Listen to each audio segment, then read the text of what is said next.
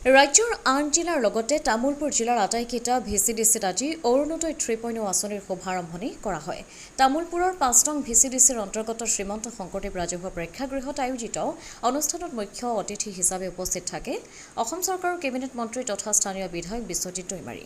অনুষ্ঠানত ভাষণ প্ৰদান কৰি মন্ত্ৰীগৰাকীয়ে কয় যে বানপীড়িত জিলাসমূহৰ হিতাধিকাৰীসকলে চলিত মাহত 2,500 টকাকৈ আৰু ৰাজ্যৰ অন্যান্য জিলাৰ হিতাধিকাৰীসকলে বানাক্ৰান্তৰ বাবে 150 টকাকৈ সাহায্য আগবঢ়োৱাৰ পাছত 1,100 টকাকৈ অৰুণোদয়ৰ ধন লাভ কৰিব।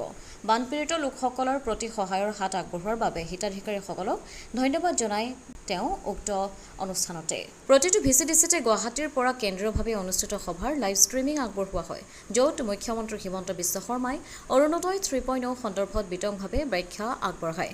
অনুষ্ঠানত জিলা আয়ুক্ত চেমিকৰণ, তামুলপুৰৰ খণ্ড উন্নয়ন বিষয়া দেৱকুমাৰ বসুমতাৰী, BPFৰ কৰ্মকৰ্তা দীপালী ডেকা, মাধৱ চন্দ্ৰ দাস, লাইলা বেগম, দুৰ্গা বড়ো আদিৰ লগতে অৰুণোদয় আঁচনিৰ হিতাধিকাৰীসকল উপস্থিত থাকে। 5 নং তামুলপুৰ ভিচিডিচিৰ অধ্যক্ষ কুমাৰদেৱ ৰাভাই অনুষ্ঠানৰ আঁত ধৰে বুলি মহকুমা তথ্য আৰু জনসংযোগ বিষয়া বিজয় বেজবৰুৱাই সংবাদ মাধ্যমক জনাইছে।